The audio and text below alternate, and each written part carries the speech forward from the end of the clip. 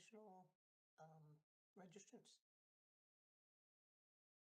I believe there's a couple of additional registrants. I know there's one for the Midland Street item that wasn't there in the version that's sent out, but Megan can update everybody when we get proceedings.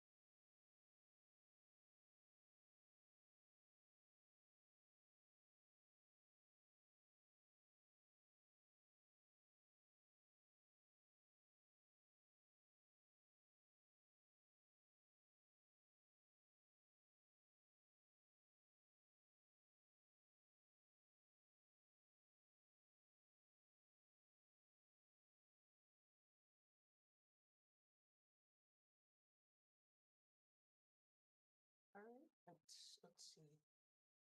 Do we have a quorum? I think we do.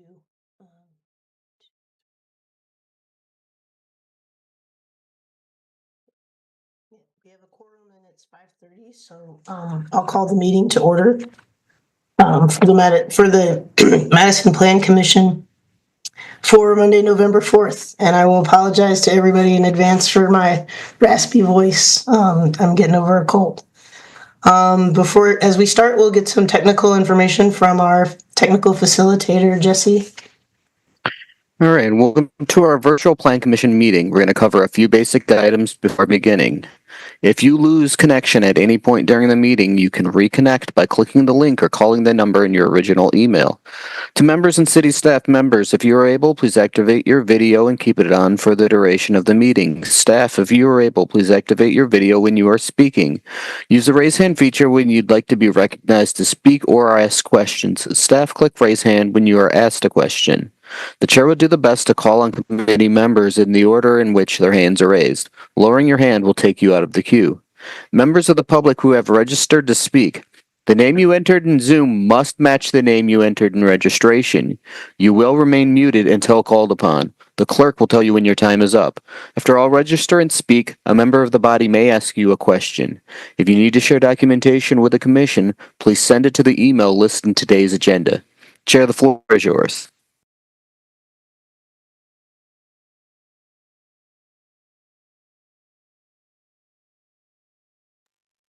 Chair, you're on mute. Sorry. Oh, there we go. Thank you. Thanks, Jesse. The first item on our agenda is our time for public comment. And do we have any registrants, Megan or Kevin? We don't have anybody registered. All right. So we will move to the next item, which is communications, disclosures, and recusals. Members of the Plan Commission should make any required disclosures or recusals under the City Ethics Code. Do we have any disclosures or recusals from members of the commission? All right, hearing none, we'll move on to our approval of the minutes for our meeting on October 21st, 2024. Does anyone have any additions or corrections to the minutes for our last meeting? All right, seeing no raised hands, is there a motion to approve the minutes? Alderfield, thank you. Is there a second? Commissioner Solheim, thank you. Any discussion on the motion to approve our last meeting's minutes? All right, hearing none, we'll bring it to a vote. Is there any objection to unanimous approval for this item? Chris, I'll just abstain. okay, thank you, Commissioner Cahill. All right, other than Commissioner Cahill's abstention, is there there's no objection to unanimous approval, so we will record that item as approved. Our upcoming scheduled meetings, we'll have a meeting in 2 weeks on Monday, November 18th, and then a meeting on December 2nd and December 16th.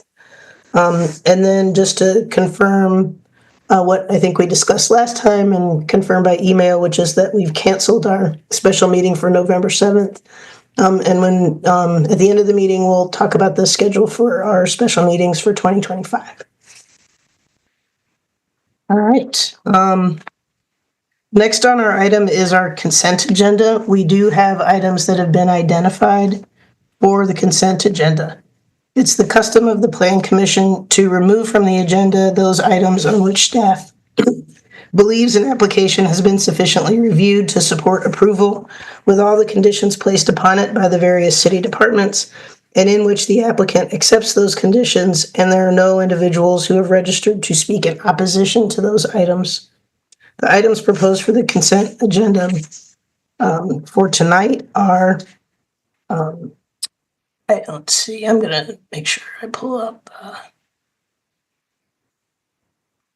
So item number 2, 3, 4, 5, 6, 7, 8, 9, and 10. So effectively items 2 through 10. So before we propose that as a consent agenda, are there any requests for separation of any of these items from our consent agenda before we move forward? All right, if not, I will read those items into the record. Megan, is that something that you could do just to spare my raspy voice? I'm really sorry. I can do that. All right, I appreciate it. Thank you. All right. Item number 2, Legistar ID 85319, 8421 Mansion Hill Avenue in District 1.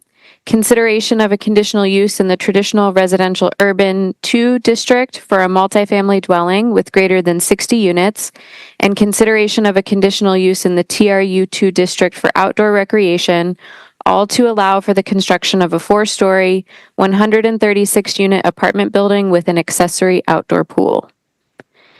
Item number 3, Legistar ID 85408, 3441 Burke Avenue, District 15. Consideration of a demolition permit to demolish a single-family residence. Number 4, Legistar 85409, 2917 Dairy Drive, District 16. Consideration of a conditional use in the Suburban Employment District for warehousing and storage to allow construction of a 1-story, 14,595 square foot warehousing and storage facility.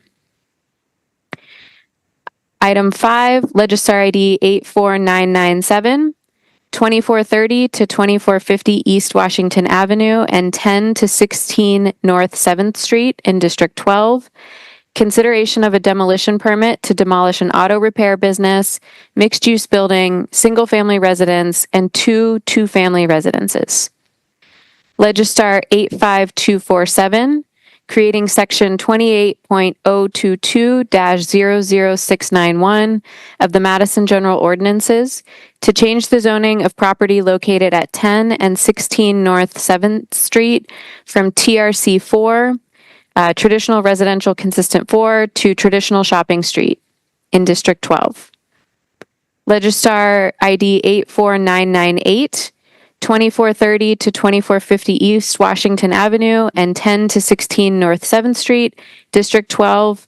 consideration of a conditional use in the proposed traditional shopping street district and transit-oriented development overlay district for dwelling units in a mixed-use building of 6 to 100 units, consideration of a conditional use in the traditional shopping street district and TOD overlay for a mixed-use building with less than 50% non-residential ground floor frontage facing the primary street, including all frontage at a street corner, and consideration of a conditional use in the TSS district and TOD overlay for a building exceeding 4 stories and 60 feet of height, all to allow the construction of a mixed-use building containing 260 square feet of commercial space and 76 apartments. Legistar ID 85000, approving a certified survey map of property owned by Adams Properties LLC, located at 2430 to 2450 East Washington Avenue and 10 to 16 North 7th Street in District 12. Item 9, 85464, creating section 28.022-00693 of the Madison General Ordinances to change the zoning of property located at 933 South Holt Circle from planned development to amended planned development, general development plan district, creating section 28.022-00694 to approve a specific implementation plan in District 20. And item 10, Legistar ID 85185, 933 South Holt Circle in District 20, consideration of a conditional use in the Planned Development District for a Valhalla Valley addition to High Point Estates to allow a family daycare home where the licensee, as defined by Wisconsin Admin Code, Chapter DCF 250, does not reside at or have its principal place of business at the family daycare home. Thanks, Megan. I will open the public hearing and close the public hearing on these consent items, and we'll move to a vote. Is there a motion to approve the consent agenda? Alderfield, thank you. Is there a second? Commissioner Solheim, thank you. So we have a motion and a second on the consent agenda. Is there any objection to unanimous approval for our consent agenda? Seeing none, that the items on the consent agenda pass unanimously. So we will now move to item 11, Legistar number 85186, 619 to 699. We'll move to item 11, and items 11 through 14 are related and will be considered as one public hearing. So following the public hearing, we'll make separate findings and motions on each of the agenda items.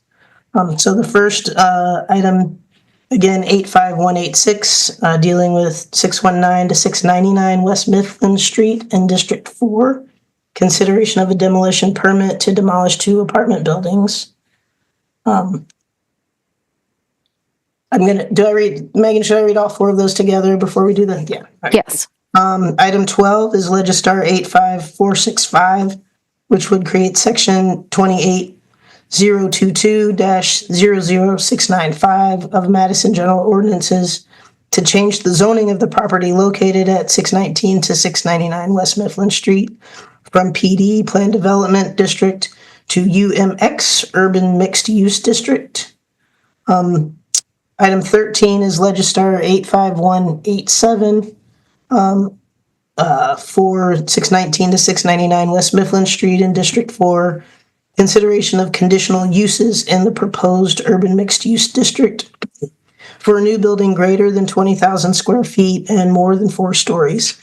Consideration of a conditional use in the UMX district for a multifamily dwelling with greater than 8 units.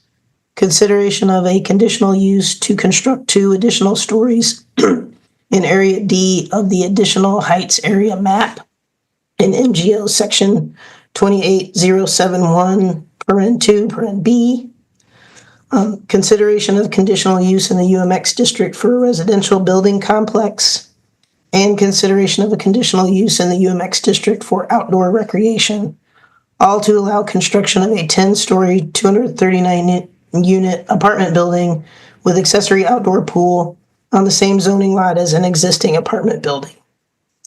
And then item 14, Legistar 85193, approving a certified survey map of property owned by Wiedenbeck Historic Properties Limited Partnership located at 619 and 699 West Mifflin Street.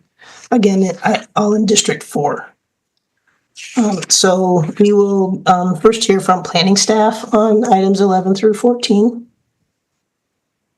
Thank you, Chair. All right. Thank you and good evening, everyone. I'm just going to do a quick overview. Kevin Furka with the City of Madison Planning Division. So as the chair noted, the request before you tonight, there are multiple approvals to build a 10-story, 239-unit apartment building. Specifically before the PC in summary, there are a demolition for requests for 2 buildings. There is a request to rezone the property from the PD Plan Development District to the UMX Urban Mixed Use District. There are 5 conditional use requests, including 1 request for 2 additional stories, as noted on the agenda. And finally, there's a certified survey map to create 2 new properties. As far as the approval standards, then this one is going to be subject to the approvals for standards for demolitions, zoning map amendments, conditional uses, and land divisions, as noted in your staff report that was prepared by my colleague Colin Punt to the Planning Division. As far as the existing site, the site is developed with 3 buildings currently. One of the buildings is the landmark Wiedenbach Warehouse, which was constructed in 1907, and that is a city-approved landmark structure. That structure and the demolition of that structure is not proposed for this structure. Demolition is for the other 2 buildings on the site, which are not landmarks. Of those 2 buildings, there is a 3-story 34-unit building and a 4-story 39-unit building, both constructed in 1987. As far as the recommendation from landmarks, these 2 buildings, unlike the historic Wiedenbach Warehouse, Landmarks Commission voted to relay to the Plan Commission that these 2 buildings did not have known historic value. In addition to this being a landmark site itself, the development is also adjacent to another landmark, which is the depot building at 640 West Washington Avenue. As mentioned earlier, the site is zoned PD or Plan Development. Commission is likely familiar. Plan Development is site-specific zoning, which is written to implement a certain project on a certain site. The request here would be removing the site-specific zoning and to rezone the property into the UMX or the Urban Mixed Use District, which is a conventional zoning district for downtown and in fact is found on some of the nearby properties. Related to the adopted plan recommendations, the site is recommended for downtown mixed use, and the height recommendation for the site is a base height of 8 stories, and as previously noted and as summarized in the staff report, possibility for 2 additional stories up to 10 stories. The plan specifies that in this development areas, some of the conditions of which when additional height could be considered appropriate, and it also emphasizes that height when buildings are pulled back from the street right of way. As far as the approval standards, just a quick summary of what's in the staff report. For the 2 requested demolitions based on the recommendation from the Landmarks Commission that those 2 buildings have no known historic value, staff believes the demolition standards can be met. In regard to the zoning change, staff believes that the rezone to the UMX or the Urban Mixed Use District is consistent with the underlying comprehensive plan and the recommendation for downtown mixed use development. Now, as I mentioned, there are 5 conditional uses. In summary, this includes a conditional use for buildings greater than 8 units, a building taller than 4 stories, the conditional use for 2 additional bonus stories, conditional use for a revised residential building complex, which is an arrangement where you have multiple residential developments on a singular zoning lot, and then a conditional use for outdoor recreation on site. I will direct your attention to some of the information in the staff report, including conditional use standard 13 that relates specifically to the additional height considerations. Related to that, and again, this is summarized in the staff report, but the Landmarks Commission found that the proposal is not so large or visually intrusive to adversely affect the historic character and integrity of the adjoining landmark. And additionally, the Urban Design Commission found that the overall proposed design, including the proposed height, works well with long views and the downtown urban context and within the parameters of the design guidelines, and that no additional setbacks or stepbacks were recommended by the Urban Design Commission as related to the extra height. Now, there is a design question that's before you this evening, and there is a conflict in some of the comments from the Urban Design Commission and the Landmarks Commission. And I'm going to briefly share my screen because I believe it'll be easier to illustrate that. So, Chair Megan, is my screen sharing now? Yes. Yes, we can see it. Okay, great. The image here is right from your staff report, and it talks about the corner where there has been differing findings from the Landmarks Commission and the Urban Design Commission. On the left is option D. There are multiple options that have been presented. Option D was the option that was approved by Landmarks. The Landmarks Commission in this case was an approving body on the site. You'll see reference in the staff report to a chamfered corner that really references this angled corner at the building. And so this was the Landmarks Commission approval was based on having a design with this angled or chamfered corner. The Urban Design Commission, who is an advisory body, had a different design recommendation, and one of the other options, and option E was noted in the staff report, that had a different mass at this corner. And this was the one option that was recommended by the Urban Design Commission. As summarized in the staff report, there's dueling approving bodies here. The Plan Commission has multiple approvals. The Common Council has an approval for the rezone, and Landmarks has an approval as the site is currently a landmark site. So if the Plan Commission were to recommend a different or approve a different option that didn't meet with the Landmarks Commission approval, be inconsistent with the Landmarks Commission approval and would require likely additional review from Landmarks. So in this case, as noted on the staff report, if the Plan Commission were to approve the development and approve it with this, that would be consistent with the Landmarks Commission approval. But I just want to note that Landmarks is an approving body, while Urban Design Commission is advisory on this request. Just finally, as it relates to the other approval, there is a certified survey map, which is the instrument to redefine the lots, and a two-lot arrangement is proposed. One lot would be essentially for the historic building, and then another lot would be for the new building. And staff believes the standards for that can be met with the technical recommended conditions that are in your staff report. So with that, staff has recommended approval subject to the comments and conditions in the staff report and to the input at the public hearing. Staff is going to be available to answer questions after the public hearing. So thank you very much. Thanks, Kevin. I'm going to open the public hearing. And we do have registrants tonight wishing to speak. Megan, do you want to read the registrants into the record for us? Thanks. I can do that. Okay. We have a number of registrants for items 11 through 14, which we are taking as one hearing right now.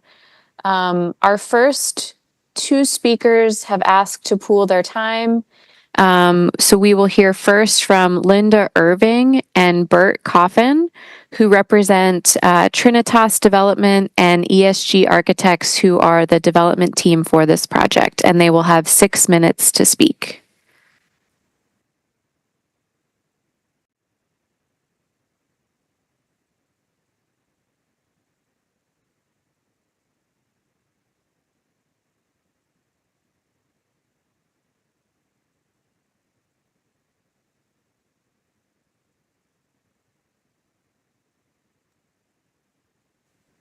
Jesse, are we able to let Linda Irving speak? There we go. Thank you. There we go. Megan, are you able to hear me? Sorry. Yes, I can hear you. Okay. Thank you. Good evening, commissioners. Thank you for allowing us to present our project tonight. I'm going to go ahead and turn it directly over to our design team. I'm Linda Irving with Trinitas Ventures, but our design team representative is Bert Coffin with ESG.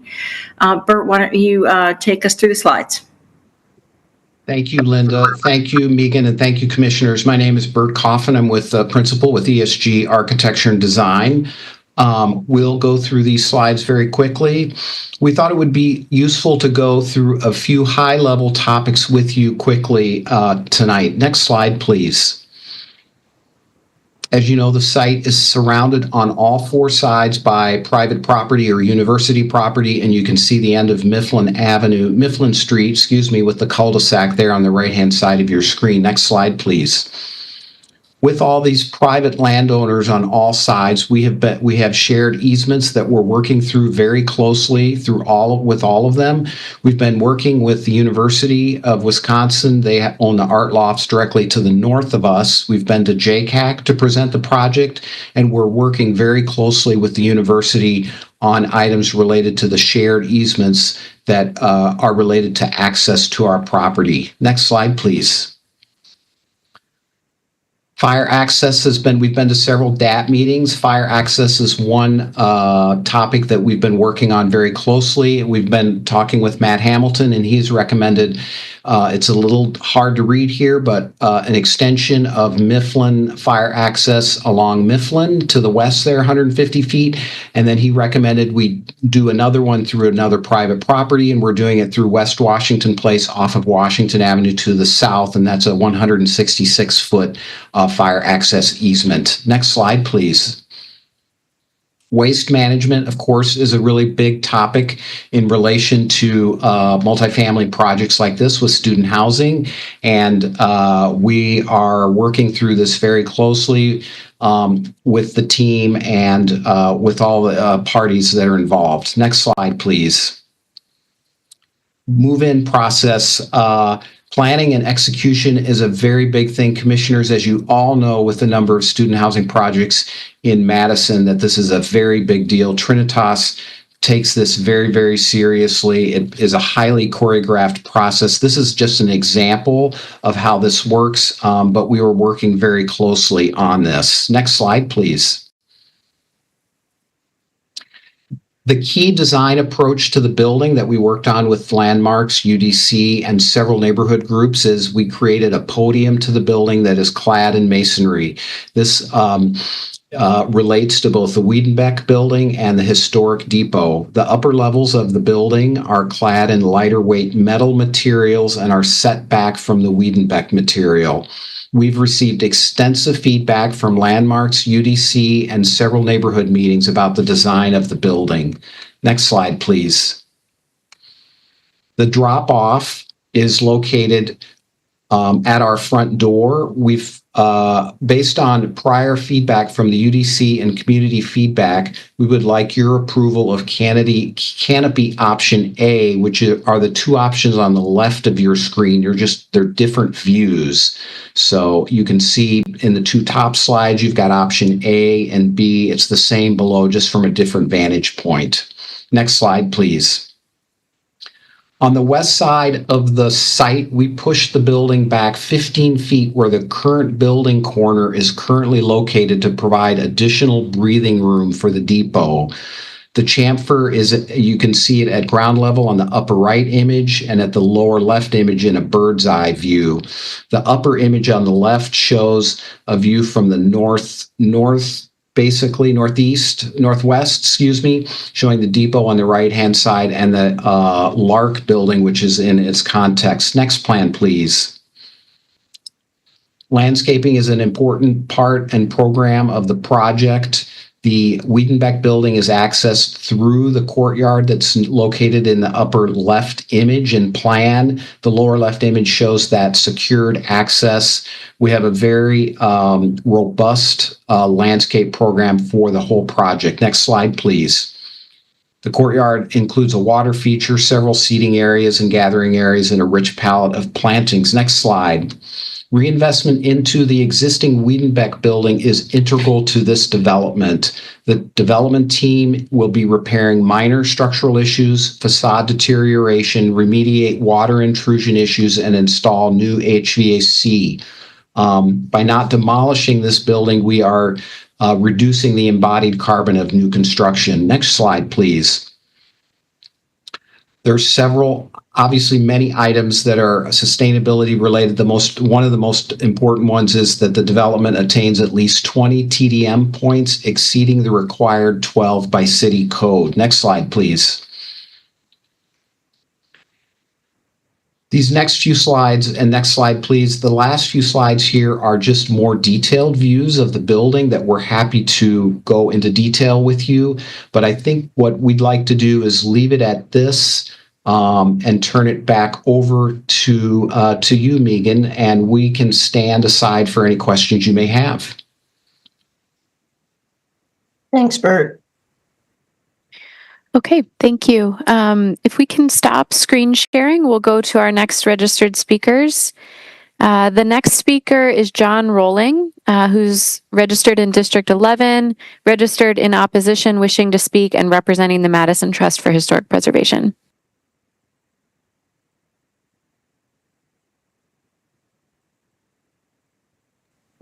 John, you're unmuted on our end.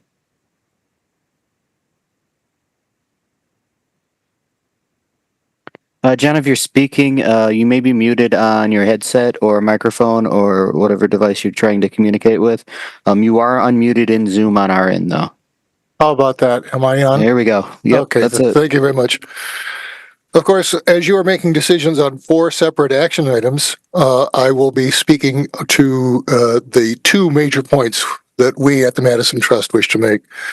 First, that the proposed 300,000 square foot 10-story building is simply too massive relative to the 2 city landmarks.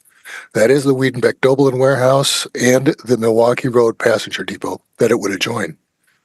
Yes, we understand that the project area is slated for more intensive development, but we insist that redevelopment of our urban core should balance vision for future land uses with respect for our built heritage. As proposed, this project has too broad a footprint and too high a profile. It overwhelms the neighboring historic buildings. Second, focusing on the project's impact on the Wiedenbeck-Doebelin building in particular, we object to the proposed certified survey map, which would reduce the distance between the historic building and its new lot line to only 10 feet. Insofar as the new building is proposed to be constructed within 5 feet of its new lot line, the historic building will simply be overwhelmed. To continue its educational role as a City of Madison landmark, the Wiedenbeck-Doebelin property needs enough site area that viewers can envision the original commercial and industrial use. So we call upon the Plan Commission to deny the conditional use permit and to reject the certified survey map as currently proposed, with directions to the developers to reduce both the footprint and the height of the project. Specifically regarding the certified survey map, we recommend that you require a minimum 50-foot setback between the Wiedenbeck-Doebelin building and its west and southwest lot lines. Thank you for your attention. Thank you, Mr. Rowling. Okay, the next speaker registered to speak is Constantine Bench, also registered from District 11 in opposition and wishing to speak and did not indicate an affiliation.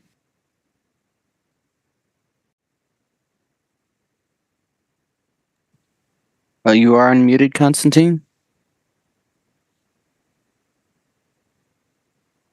How about now? Yep. All right, awesome. So I want to start off with agreeing with all the points that John has said before me. I vehemently disagree with approving this building, but I am more focused on the effects that this will have on the economy and on the cost of student housing. I myself lived 3.5 years in the Wiedenbeck warehouses, so I think that I am able to speak and represent the students who live there and who have lived there. Considering that Trinitas already owns one building in the vicinity, Atmosphere, they have been charging well above average rent prices for the neighborhood and offering amenities that students don't want or need. Last year, McBride Warehouses charged for a 1-bedroom, 1-bath apartment, $1,100. The neighboring Atmosphere this year charged well over $2,000 for their cheapest building, or for their cheapest option. There is no affordable housing currently in downtown Madison, and this is the closest students can get currently to finding affordable housing.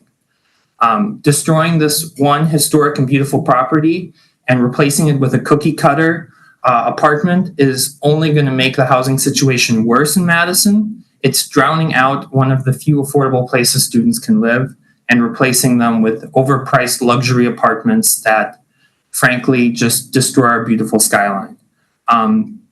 That's the 2 points I want to make. Is I agree with John about the distancing, about being too close and drowning out the 2 wonderful apartments we have. The Wiedenbeck warehouse itself is an elegance. I love the Ivy look, and the depot has given us many options within it. The Harvey House being able to adjacent onto it with the train, the taco store that's inside, and the bicycle shop, all are wonderful, and they should be kept and should be able to explore and be able to exasperate what they are. The spacing is already cramped as is, and tightening it up is only going to make it worse. And the housing currently that this is going to offer is just a worse option than what currently is there. Thank you so much for your time. Thanks, Constantine. Okay, we have 4 others who have registered as being in support and available to answer questions. I'll read those quickly. Nathan Wadier, representing Trinitas Development. Samantha Farrell Folger, also representing Trinitas. Joseph Meyer, also representing Trinitas. And Phil Hees of District 4 on West Wilson Street. And there are a couple other folks who are not wishing to speak that will be part of the record after the meeting. Thanks, Megan. Do any of the commissioners have questions for any of our registrants as part of our public hearing? Commissioner Solheim. Thank you. I was just, can you hear me? I was just wondering if the development team could walk through some of the access plan, kind of the circulation of the site, particularly trash pickup, delivery vehicles. I could, see on the plans, and I believe access is coming from that Mifflin Street kind of dead end that extends into it. But if you could kind of talk through the easements and access that you have and what that looks like, that would be great. So this is Linda Irving. I'm happy to speak to that.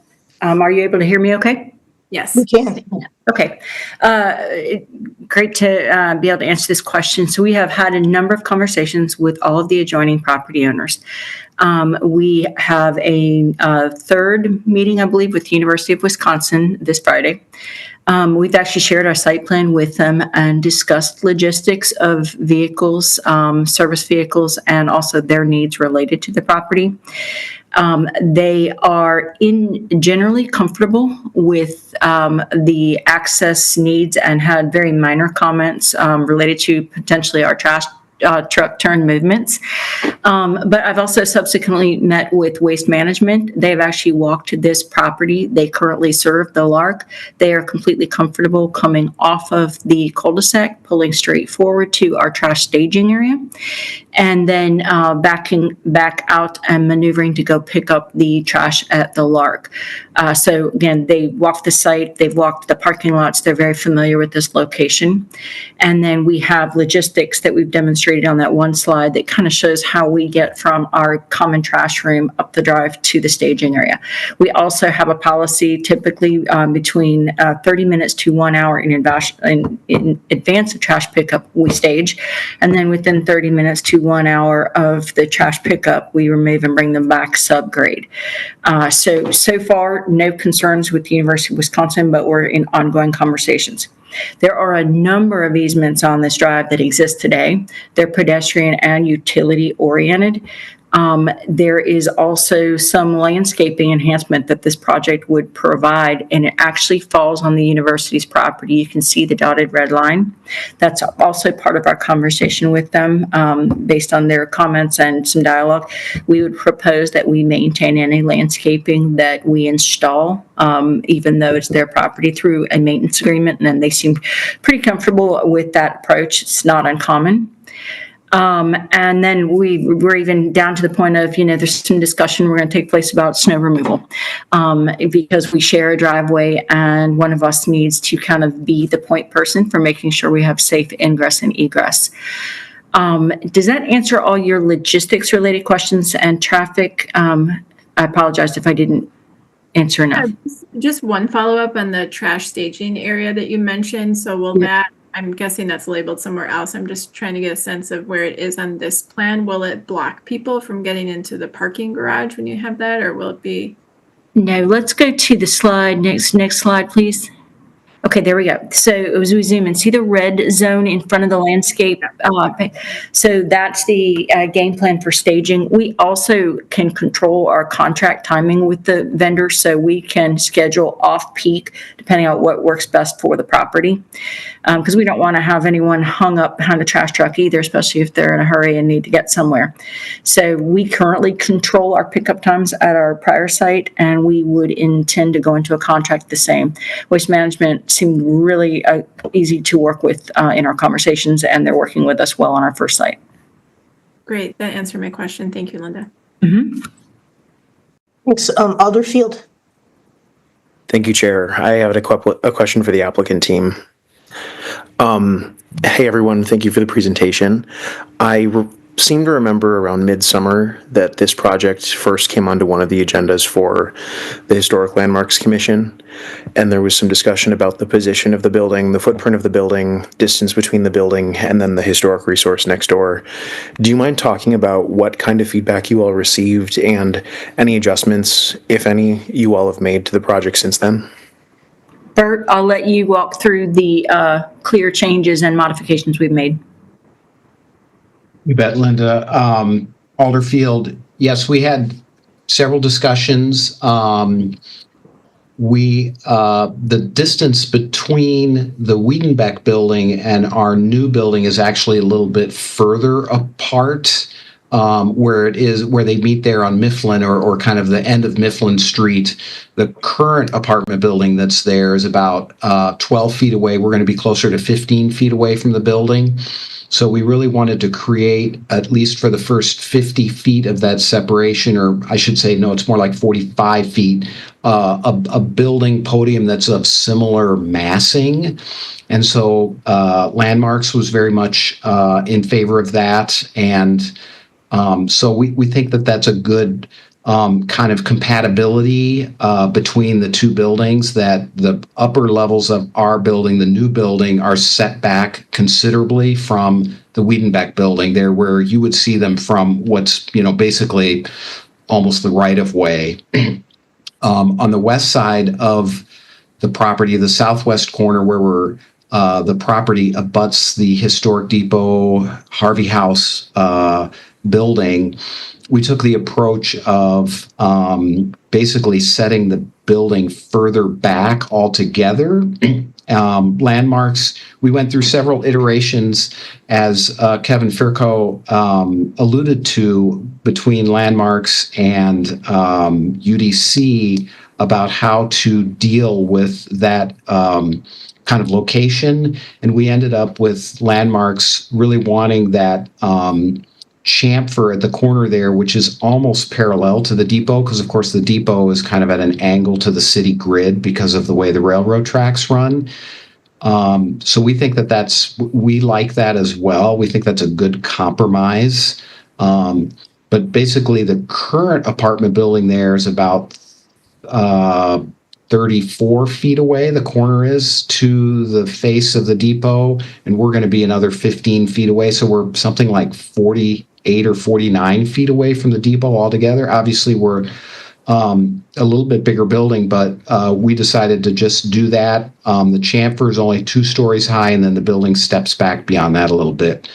Does that answer your question, Commissioner Alderfield? Yeah, it mostly, and just one brief follow-up. Is the position of the building, as you've brought it before us today, is that different from your initial submittal over the summer? Did you make any changes in response to that discussion with the historic resource next door?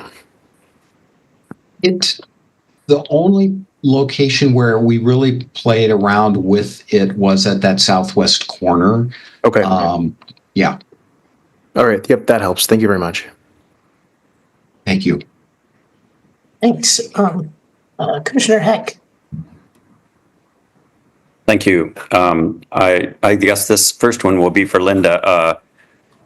You didn't mention deliveries and rideshare pickups and food deliveries and things. Is that in that pedestrian-oriented auto court, or I think that's what it was called in the imagery? Yes, in this particular deck, I don't think we have the exhibit that we've had in prior decks that shows that the drivers can pull off and you can have a parallel car to the sidewalk, and you can have a car get around past it around the curve. So see, if you can see the hatch zone very lightly in that image. We deal with this at our current property. Lots of coming and going. It's mostly Amazon. And so we, again, working with our delivery folks, kind of work through the logistics of the package drop-offs, and obviously, again, keeping that flow for the Uber drivers as needed to be able to get past them is key to our success, and we feel very comfortable with that layout. Okay, thanks. I didn't quite understand. I'm sorry. So they will be using the pedestrian-oriented auto court, or do they park outside of that? So there's a hatch pattern. If you look, if you have the ability to zoom in, whoever's driving the screen, is that you, Kevin? Yeah. Yep. So there is a sidewalk with a curb safely for pedestrians. That's the pedestrian part. Oh, okay. Yep. I see what you were saying now. I did catch that. Thanks, Kevin. Yep, no problem. And then I want to make sure I understood the answer to Alder Field's good questions about that corner. I think, Bert, I heard you say you iterated with Landmark several times on that, and you ended up being comfortable with what Landmarks recommended. I think I'm sure you designed it all. And but what are your thoughts about option E, the other option for the corner that UDC was more interested in? Are you agnostic on those? Yeah, Commissioner Heck, it's a great question. We are agnostic, to be honest. I think we're comfortable with either of those solutions. Okay. Yeah. Okay, that answers my question. Thank you. Thanks. Alder Ugier. Thank you, Chair. And this is a question for the development team. Could you speak a little bit about the rent strategy and looking over the materials? It seemed to me that your strategy will involve somewhat more affordable rent in the Wiedenbach building going forward compared to the new building. Do I have that right? Or could you just speak generally to the rent strategy? Sure. So the existing Landmark building will remain what we'd call naturally occurring affordable. The repairs we're making aren't going to alter it to a certain extent that it would be considered market rate. We also, though, as part of that lease strategy, would like to extend the amenities of the new building to those residents. So even though they'll be at that lower price point, they have the access to the educational and social support spaces of the new development. In the new development, we have some double occupancy units. Everything from a 2 to a 5 bed offering has a component. Each of those unit types has a double occupancy opportunity, which gives that a bit of a better rental break to those looking for a more economical solution to living in multifamily housing, market rate in an amenitized building. Thank you. That responds to my question. Thank you. Thanks. If there are no additional questions for the registrants, I'll close the public hearing at this time. Are there questions from the commission for staff on this group of items? Commissioner Heck. Thank you. Kevin, if we were to say we prefer that corner the way that UDC approved their advisory opinion, you mentioned that it would need to go back to Landmarks. with that as our recommendation, what if there's a stalemate between Landmarks and Plan Commission? Doesn't Plan Commission take precedence as the controlling body, or how does that work? In this case, they are co-approving bodies, and because it's a landmark site, Landmarks is a co-approving body. So I guess if there were a stalemate, it wouldn't be approved because you'd need two approvals to make it move forward. So I suppose there could be, different considerations, if and when the CSM were to go through, then Landmarks would be advisory. But as it stands right now, you are both approving bodies. So a stalemate, you need two approvals for this to move ahead. We'd have to fight it out. Okay, thanks for answering that. Alder Yeager, was that your question as well? It's like it. Yes, that was also my question. All right. Are we ready for a motion from the commission?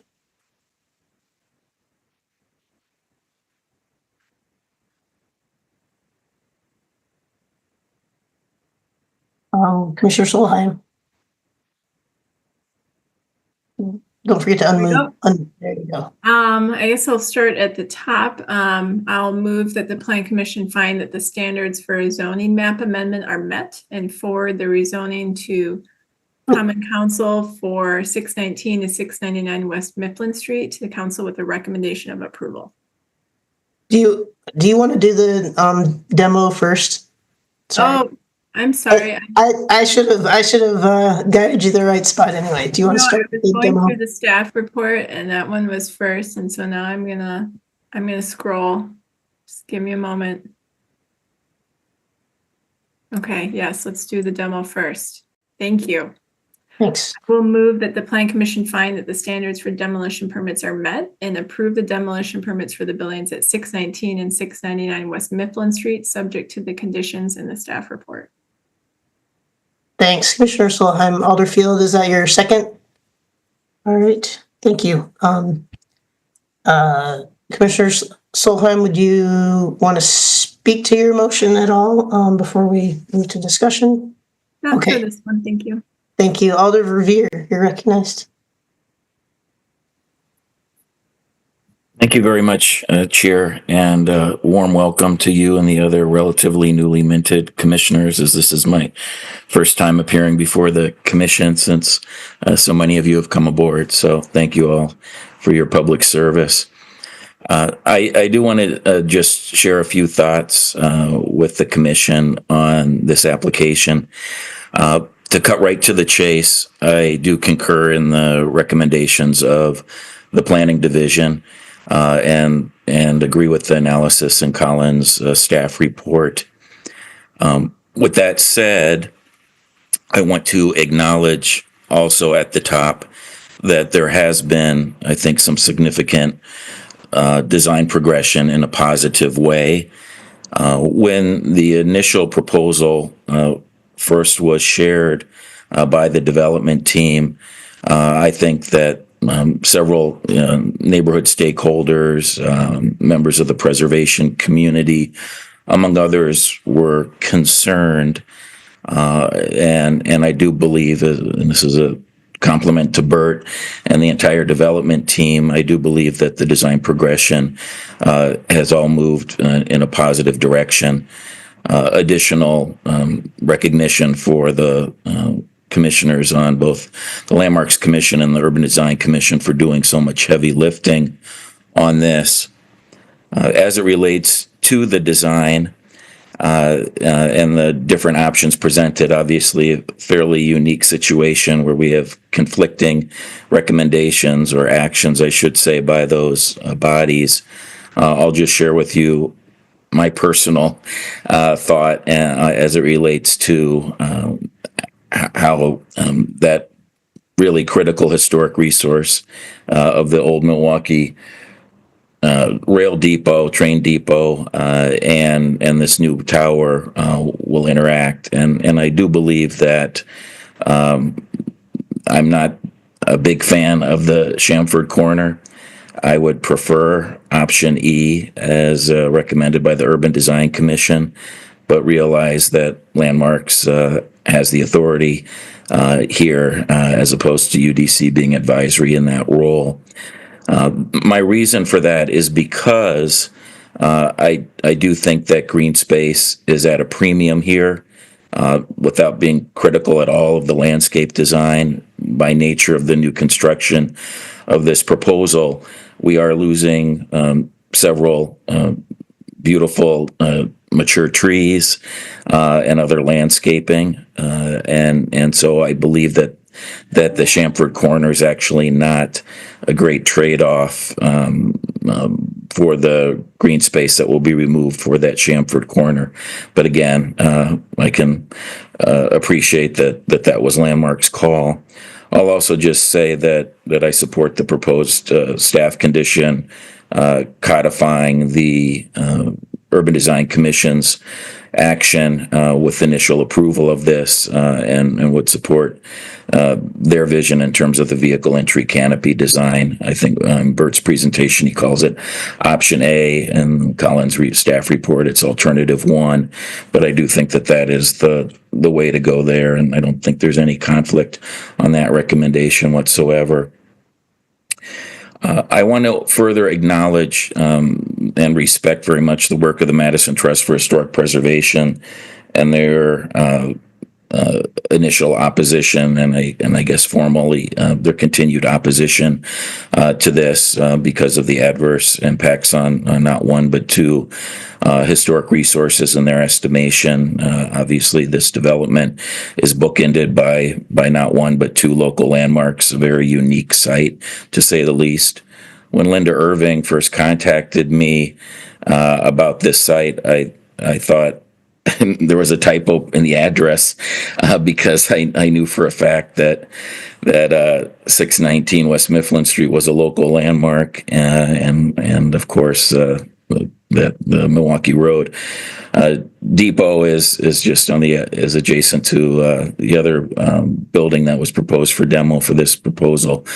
But to Trinitas Ventures' credit, to Linda's credit, just as the first time we were introduced to her firm with their proposal across the Southwest Path and the railroad tracks, they have made a very challenging site work. Perhaps others might not have had the ambition to try to do this, but again, to the applicant's credit, they have done so, and I think done so successfully. Some other points that I do want to acknowledge is that bike and ped access is critical through the what is technically a dead end of the 600 block of West Mifflin Street. That access to the services at the depot and access onto the Southwest Path, admittedly through private property, but long recognized, whether they be legal or not so legal, ped bike easements and just conventions obviously needs to be maintained, and the applicant has acknowledged that from our very first conversations. I also very much want to say that the part of this that kind of moderates the importance of its approval and the fact that we clearly do have a continued recognized shortage of housing, particularly geared toward university students, as the university's enrollment continues to apparently increase unabated. The fact that we, if this is approved and built, that over 650 beds will be added to the inventory for student housing, I think is important to recognize, and sincerely hope that by increasing that supply of housing, especially geared towards students, we can meet the demand and thus try to get a handle on the critical issue of housing affordability. As Constantine said in his testimony, it is a significant issue. It's one that came up early and often in the neighborhood meeting that was publicly and broadly announced in early September, that we had in early September. And it's one where it is a frustrating that, notwithstanding Linda's response to the question on affordability during the hearing tonight, it is absolutely the case that the vast majority of these beds, I think, will not be affordable to many students, and that's just the reality. It's unfortunate. I believe that the applicant wasn't able to take advantage of the tools that we have available to require some affordability here. I'll point out that at your next meeting of the commission on November 18th, you will have another proposal before you for student housing and that developer likewise made the determination that our existing tools to encourage affordability are not ripe for their use. And so it is unfortunate that more often than not, these new housing proposals for the downtown campus area do not have any, I would say, meaningful affordability components to them. 619 and 699 West Mifflin Street, to the credit of the existing property owner, Phil Hees, have, in my estimation, long been naturally occurring affordable housing, despite the fact that they weren't built all that many decades ago. And so it is a truism that many of the existing residents have shared their unfortunate, have shared with great disappointment in their minds that it's unfortunate that they won't be able to renew their leases at their existing homes, and that future tenants won't be able to take advantage of those homes, not only because of its great proximity to campus and much of what the downtown has to offer, but again, because they are so affordable. So I don't mean to end on a negative note, but that's the reality of this situation, is that this proposal, this application is very exciting for a variety of reasons. I'm supportive of it. I believe neighborhood stakeholders overall are very supportive of it. But I just have to say that it is dampered by the fact that again, we will be, once again, as is usually the case, removing naturally occurring affordable housing for this new construction of what again is desperately needed new housing downtown. So again, thank you very much, Chair. Appreciate the opportunity. Thanks, Alder Revere. Commissioner Mendez. Yes, thank you, Chair. I forgot to mention earlier during those disclosures that I've been in part of the discussions about easements. So I just want to disclose that, but also so that it won't influence my decision either way. So Thank you. Thanks. Megan, is that able to be added to the minutes? Yes, we'll make sure to note that. Awesome. Commissioner Heck. Thanks. I'm assuming Commissioner Solheim's motion hasn't been made yet. I can't remember exactly what transpired. We had a motion on the demo. Okay. Well, I actually have another question for staff, if that would be allowable. Absolutely. Okay.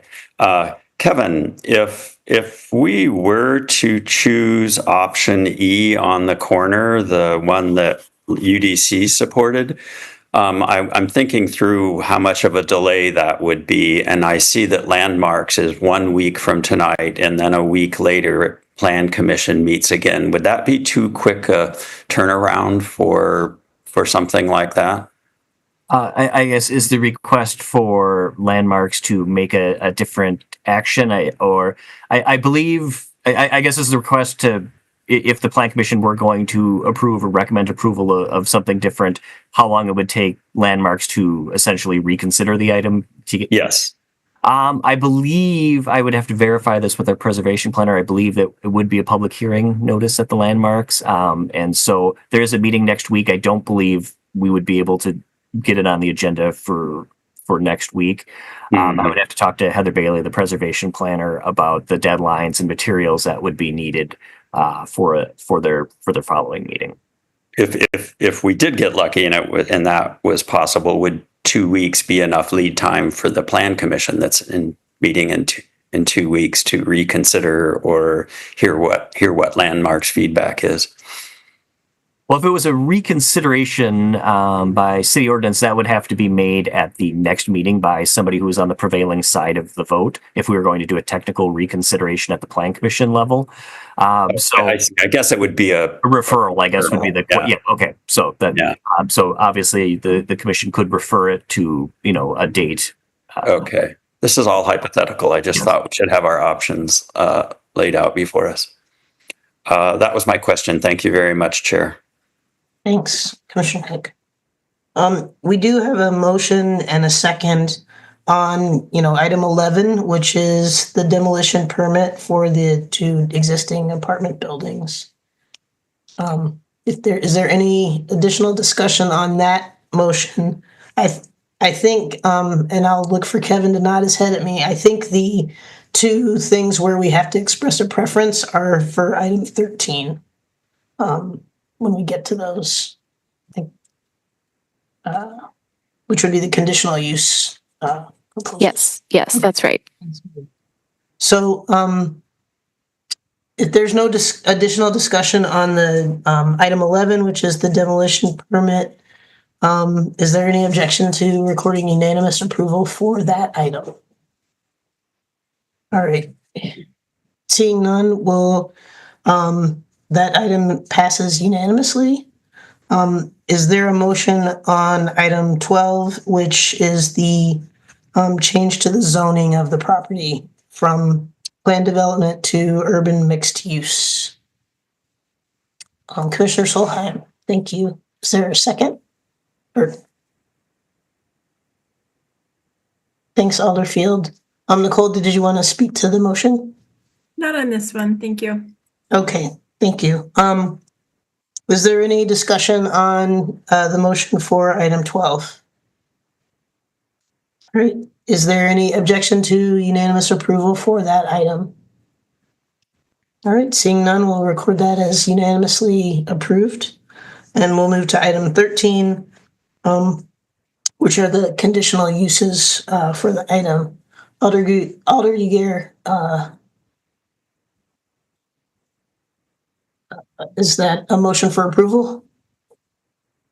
We got to get you unmuted, I think. There we go. Yes, thank you.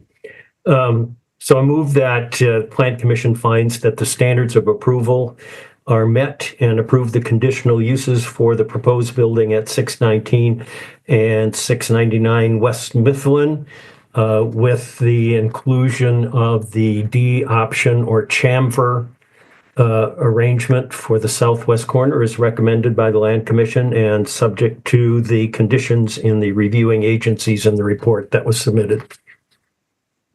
Thanks, Alder Uger. Alderfield, is that a second for the motion? Thank you. All right, any discussion on this motion? Commissioner Sanders, thank you. Thank you. Just a clarification on the motion. Do we also need to make a definitive recommendation on the canopy entry as well? Let me just say that I did not mention that in my motion because it is the acceptance of the number 1 in the staff report, or pardon me, the UDC proposal or so forth, is for the option which the Urban Design Commission favored. It's part of the list of commissions in the staff report. Great question. Commissioner Solheim. I just wanted to note, I agree that the loss of some green space is too bad, but I did go through the Landmarks Commission report, and I think it was a very thoughtful response to that corner. So I am in support of the option D. Option D. Yeah, thanks. Any other discussion on the motion? Commissioner Heck. Thank you. I'm going to vote for the motion. I also have those same regrets that Commissioner Solheim mentioned, particularly because of the information that Alder Verveer provided. But I also do kind of worry about how the process would play out if we were to recommend the other option. It's as Kevin said, it's a little unusual, and we could end up bouncing back and forth. And I really don't want to delay the approval of this project, so I will stand down on that. Thank you. Thanks, Commissioner Heck. Any further discussion on item 13? All right. Any objection to unanimous approval for that item as moved? All right, seeing none, that item passes unanimously. Now we need to move to item 14, which is the approval of the certified survey map. Is there a motion on that item? Commissioner Solheim. Move that the Plan Commission find the standards for land division are met and for the CSM for 619 to 699 West Mifflin to the Common Council with a recommendation of approval subject to the conditions in a staff report. Thank you. Alderfield, is that a second? All right, thank you. Any discussion on this item? All right, seeing none, is there any objection to unanimous approval for this item? We will record that as unanimously approved. Thank you. That will bring us to the end of our hearings. And we'll move to business by members of the commission. Does anybody have any items to raise? All right. Seeing none, we'll move to the secretary's report. And yeah. All right. Thank you. As the chair noted, and we discussed at our last meeting, I wanted to share an update on our meeting schedule for 2025. You should have all received invitations to the scheduled meetings, the regular scheduled meetings for 2025 last week. You should have also today received invitations to the special meetings for next year, which have been scheduled for February 13th, June 2nd, and October 16th. So we look forward to working with the chair and with all of you to identify topics that will be on those special meeting agendas and to continue that tradition in 2025. As far as recent council actions, just a couple things from the list that I'll note. One is that the plat at 623 Shave Road and White Fox Lane was approved by the Common Council at their meeting on October 29th. Also on October 29th, the Plan Commission had an appeal of the Plan Commission's denial of the demolition permit for 2021 Jefferson Street and 1007 Edgewood Avenue. The applicants did withdraw that appeal, and we would anticipate that they may be bringing that back for an application before the Plan Commission. The context there is just that the applicants had submitted some additional items to the Plan Commission that were not attached to the record that they wish for the Plan Commission to see, and expressed their interest in the option to withdraw their application instead of having it reviewed by the council and would like to reapply. So you'll obviously see that in an upcoming matters list if and when that application happens. As far as upcoming matters, for your November 18th meeting, as Alder Verveer noted, you're going to see a couple of projects in the vicinity of the West Mifflin project that you saw tonight.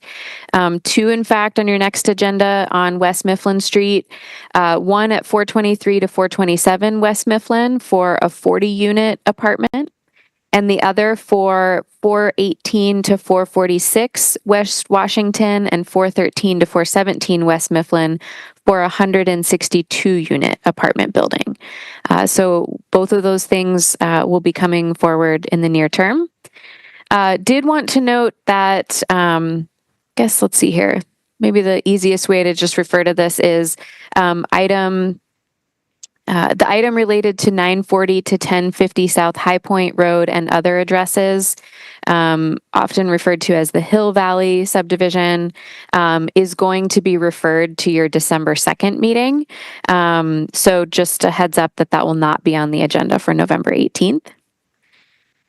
As we look ahead to December, just wanted to note that one of the major items that you may have seen in the news recently is related to the Marty Farm. So we anticipate seeing an application related to the Marty Farm. And we do also have a tentative item on the schedule to receive an update on the Urban Design Commission code update.